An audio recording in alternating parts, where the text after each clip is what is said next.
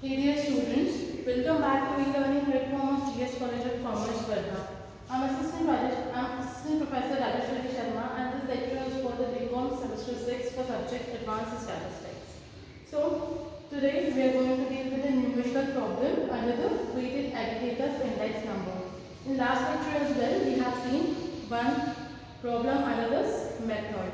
Here we are going to see a different problem. See, whenever we talk about the weighted aggregate index number, what we need to compute it?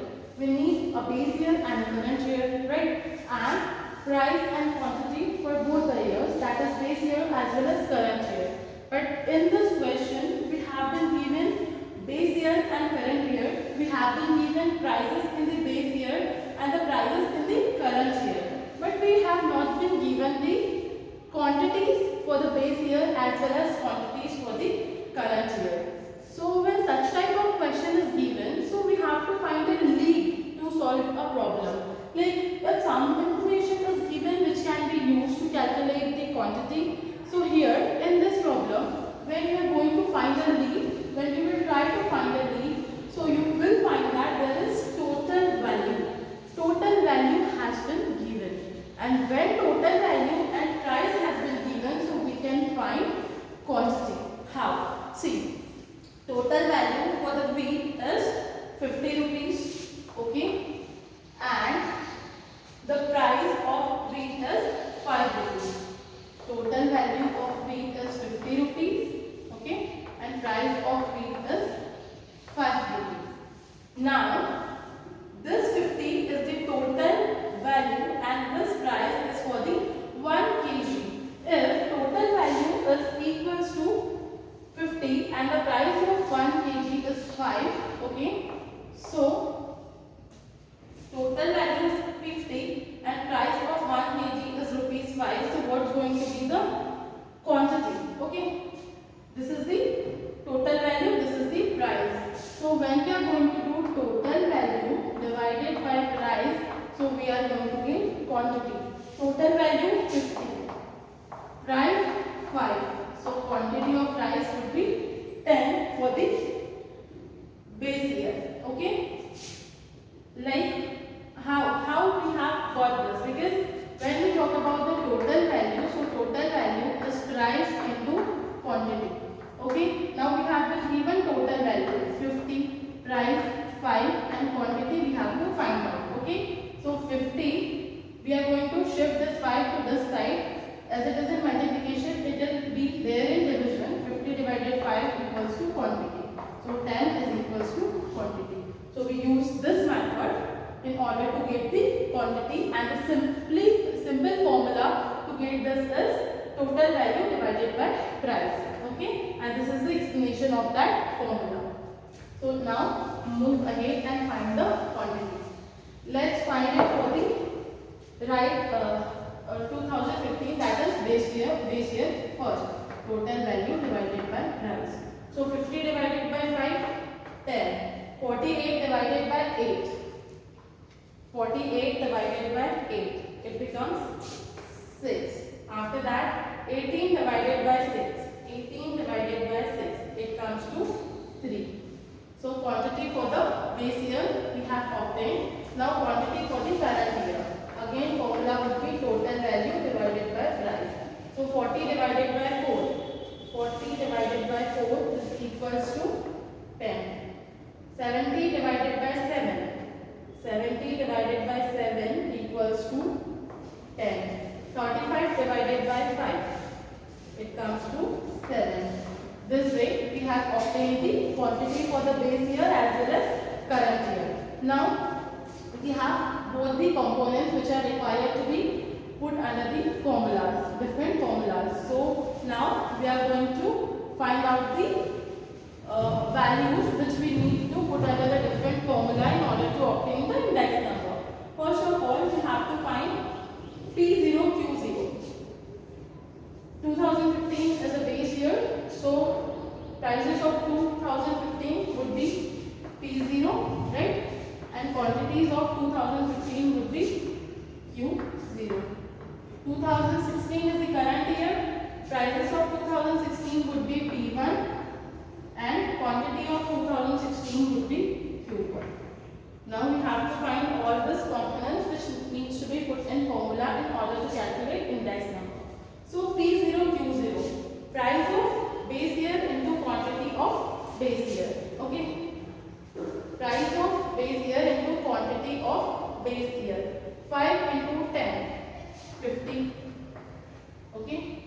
8 into 6. 8 into 6. 8 into 6. 48. For dal, 6 into 3. 80. Now P1 Q1 means the total value of 2016. Like P1 Q1, 4 into 10, 40. Okay. 7 into 10, 70. 5 into 7. 5 into 7, 35. Okay. So this way we have calculated P1 Q1. Now P0 into Q1 means price of base year into quantity of current year. P0 into Q1. So 5 into 10, 50. 8 into 10, 80. 6 into 7. 6 into 7, 42. After that P1 into Q0. Price of current year and quantity of base year. P1 into Q0. 4 into 10, 40. 7 into 6. 7 into 6, 42. 5 into 3, 15. This way we have computed all the components which we need to put under the formula. Okay. Now we have to find out the summation of all this. So let's start with summation P0 Q0. So 50 plus 48 plus 18. It comes to 116. After that 40 plus 70 plus 35. It comes to 145. After that 50 plus 80 plus 42. It comes to 172. After that 40 plus 42 plus 15. It comes to 97.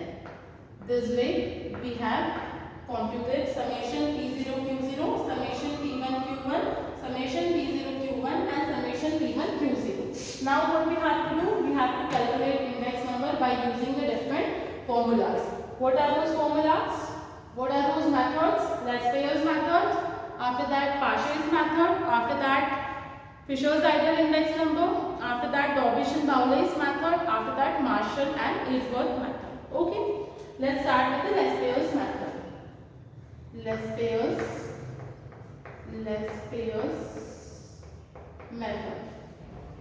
What is the formula under the Lespier's method? So P01, which refers to index number, is equals to summation P1 Q0 divided by summation P0 Q0 into 100. Summation P1 Q0 97 upon summation P0 116 into 100. 97 divided by 116. 97 divided by 116 multiplied by 100.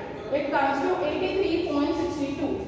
83.62. So index number by using Lespier's method comes to 83.62. Now we have to deal with Parshall's method. Okay, we have to solve this by Parshall's method. So what is the formula for Parshall's method? Formula for Parshall's method is P01 is equals to summation P1 Q1 divided by summation P0 Q1 into 100. Summation P1 Q1 145. Summation P0 Q1 172 into 100. So 145 divided by 172 into it comes to 84.30. It comes to 84.30. Okay. So index number as per Paasche's method is 84.30. After that we are going to deal with Fisher-Zidel index number. Okay. Fisher-Zidel index number. So what is the formula for this? P01 is equals to under root Laspeyer's method. Okay, Laspeyer's method. So 97 divided Laspeyer's method means summation P1 Q0 divided by summation P0 Q0 into Paasche's method. Summation P1 Q1 divided by summation P0 Q1 into 100. So summation P1 Q0 97 summation P0 Q0 116 into summation P1 Q1 145 divided by summation P0 Q1 172 into 100. 100 would be outside of under root. Okay. 97 divided by 116.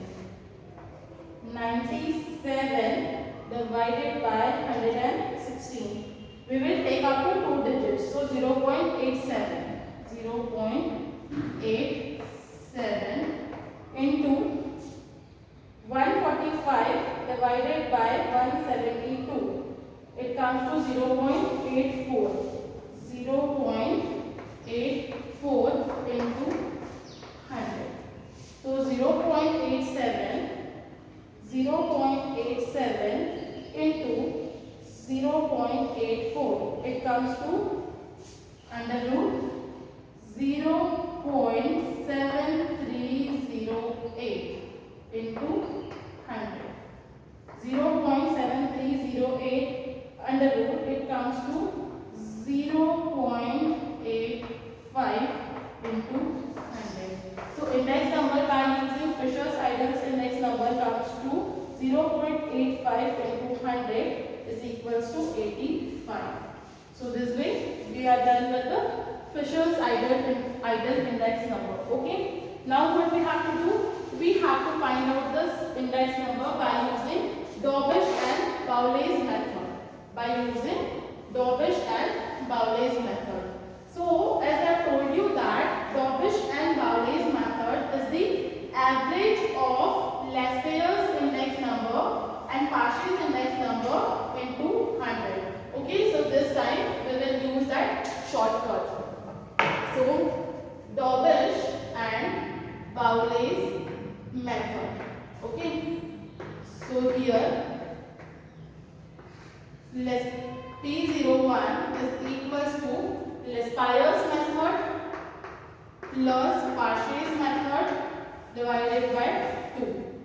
What is the index number according to Laspeyer's method? 83.62. 83.62. What is the index number as per Paasche's method? 84.30.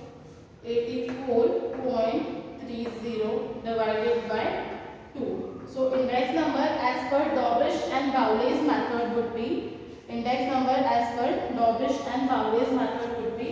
83.62 plus 84.30 divided by 2. It comes to 114.65. Okay, it comes to 114.65. When we talk about the Daubish and Bowley's index number, so it comes to we will have to do it again. 83.62 plus 84.30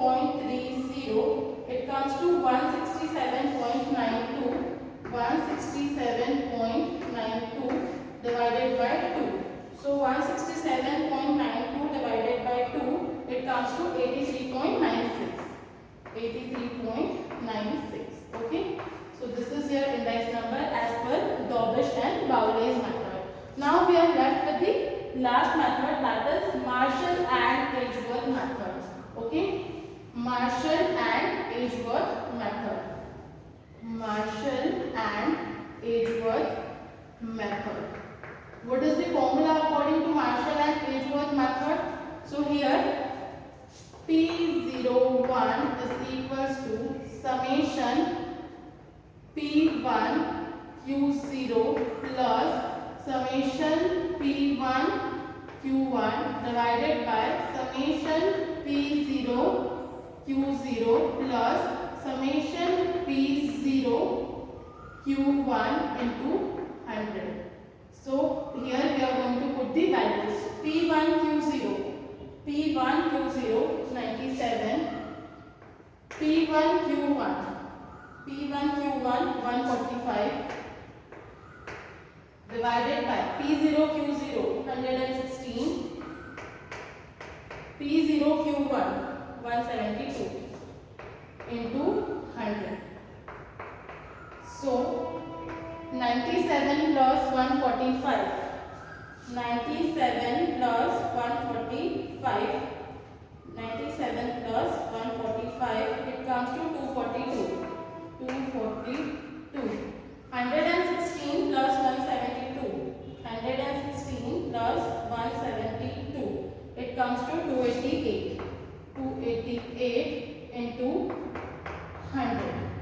242 divided by 288, it comes to 0.84 into 100. So 0.84 into 100 would be equals to 84. So index number as per Marshall and Edgeworth method comes to 0.84. Okay. So this way we have calculated index number as per different methods. Okay. Now in next lecture we are going to